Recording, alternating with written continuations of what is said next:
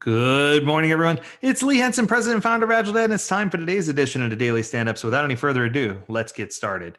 It's Friday. We made it through another week. This week has just been kind of crazy. There's so many different things going on, so much turmoil and unrest and craziness going on in the world. I thought it would be a good idea today to talk about a tool that's going to help us come together, a tool that's going to help us as individuals to see things differently and to kind of push through all the problems that are happening in the world around us today. So I thought it'd be a good idea to talk about 5 powerful things that you could do to help you overcome adversity. So the question is, when something really bad happens in your life, how do you react? Do you approach it with a learning opportunity, with opportunities to learn and to grow from it? Or do you totally let it throw off what you're trying to do? Does it disrupt your groove? I guess is the right way to put it, right? So whether it's just something that happened that shook you, or whether there's some type of illness or COVID or something that happens or a mental illness or someone discovered, I mean, there's so many different things that could happen in the world, whether it's driven by, uh, you know, medical, or whether it's political, or whatever vice it is. We need to understand how to respond to these things. So one of the things that I see all the time is that people often say, something happened that made me feel this way, or someone made me feel this way. The truth is, no one can ever make you feel a certain way. You have to choose to feel that way. So if you can learn how to deal with your emotions and figure out that you are choosing, you're making a conscious decision to feel the way that you do based on the outcome of whatever happened, then you may be able to regain control. So I thought we'd start off with this list of 5, and we can go on for a list of 10 or 15 or 20, but I think these 5 are really good. So, coming at number 1, practice self compassion. You know, I think too often it's easy for us to practice compassion for others, where we're sensitive and we want to be forgiving and we want to be more compassionate. But the question is, do you honor yourself? Are you self compassionate? Are you too hard on yourself, or do you find ways to generate excitement and energy around who you are and how you deal with stress and what's going on in your life? I think that if we forgive ourselves and find some type of tool that we can use to regain our focus. I know I'm a huge fan of the Apple Watch, and one of the things that it always tells me to do every day is to breathe.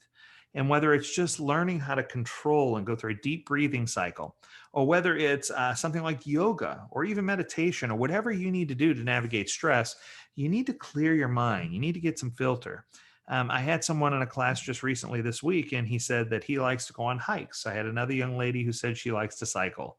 Obviously, I love to cycle, so that was a good opportunity for me. I said, "Yeah, I get it. It just makes sense." But you need to honor yourself and figure out something that you can do. Number 2, this one's a little bit harder. Become the master of your emotions. And I think sometimes when you have that knee jerk reaction to things, or you say it's just because you're in a mood, or you're letting these external circumstances control how you feel, you need to reposition yourself. You need to pivot, and you need to approach these things and say, I'm not going to let these external things dictate how I feel or what my mood is. You need to become a master of your emotions, and you need to figure out what's going on. This reminds me of the movie Inside Out, right? Where Riley has all these emotions going on in her head, as a tween/teen. And it's just one of those things where when throughout the movie, she learns how to deal with her emotions. And it's so cool to see the emotions in her head visualized, because it lets you kind of figure out and see what triggers emotions and what triggers you feeling certain ways, so that you can learn how to nip those in the bud and figure out how you can take those on. Now, anyone who knows me knows that number 3 is my favorite: make humor your ally. You know, Anytime I'm facing adversity, even if it's just the worst thing ever, I try to find something funny about it. I try to find something humorous. And a good hard laugh heals your mind, it heals your body, it heals your soul. And it's been proven that people who laugh hard for several minutes a day have a more positive outlook or a more positive attitude on life. So, if nothing else, find a way to incorporate humor and laughter as a mechanism in your life to help you be successful. Number 4, stay optimistic. Even with 2020, and people calling it out for the dumpster fire that it was, I still recorded that podcast on December 31st, doing a retrospective on 2020, and I found some pretty powerful reasons to love 2020. Some pretty powerful reasons to say that it was one of the best years I've ever had. So even if you have bad times, you should still be able to see a silver lining and find something good that came from it. The people who remain optimistic are the ones that bounce back faster from aversion. They're the ones who face adversity better, and these are the ones who are better at explaining and reframing and pivoting and adjusting. So, in all things agile, it's probably better for you just to stay optimistic. And I think that you'll be totally surprised when you realize that just by being optimistic, just by being more upbeat, that it's going to make you stronger and able to do more. And number five is something I learned many years ago. So there is a band, a rock band from New Orleans, and their name is Cowboy Mouth. And one of the things that their lead singer, Fred LeBlanc, says whenever he performs live, he screams as loud as he can at the end of every show, believe in yourself and anything is possible. And barrel, that's it. That's the end of the show, right? I think that we can make it possible to have an unwavering belief in ourselves. We can have belief in our process and the way we do things. We can have a belief that we can overcome adversity. We can have a belief that we can quit smoking or lose weight or whatever we're trying to do. But instead of finding yourself saying, I can't do this, replace it with I will do this. And it might not be the same exact thing that you commit to do, but it's going to be a step on the path to get you there. And I think that if you set up those stepping stones on the path, that's what's going to get you there. And that's what's going to help you get that mindset necessary in order for you to achieve your goals. Now, this deals a lot with emotional intelligence and the way that you conduct yourself. There's a lot that goes into this. It's not as easy as just saying, this is what I'm going to do.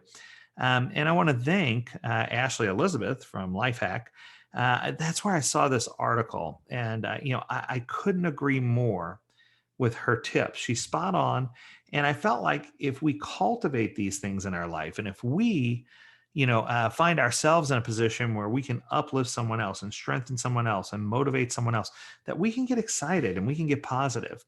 One of the things that I've noticed is that in a lot of the states that are currently in lockdown here in the United States, I'm seeing rising numbers of COVID cases. We're seeing rising numbers of people who are getting sick, are testing positive, right? And one of the things that I keep saying to myself is I feel like people are becoming so enthusiastic and so excited about change that they're trying to find a way to push change through. And my son, the wise one, he says, he said, we had a choice to lock down early. He says, but now we don't have that choice anymore because there's too many things going on. He says, but we still have an option. We still have an opportunity. And, he joked about herd immunity and said, yeah, he says, if we keep going at this rate, we'll eventually have herd immunity. And the truth is, he's probably right. But I think it's just one of these things where we have to understand where we are and we have to understand how we're going to do things better. So my challenge for you is to come together. Find a way to overcome the challenges that are in your life. Find a way to practice self-compassion. Find a way to become the master of your emotions. Find a way to make humor your ally. Find a way to stay optimistic, even in the face of pure evil, and believe in yourself and anything is possible. I really appreciate everyone who subscribes to this channel. I encourage you to tell your friends, tell your neighbors, tell everybody, hey, this is a great place to get that daily shot in the arm that you need to help you be successful, both in life and in business. And until next time, I encourage you to stay healthy, stay well, and stay agile, my friends.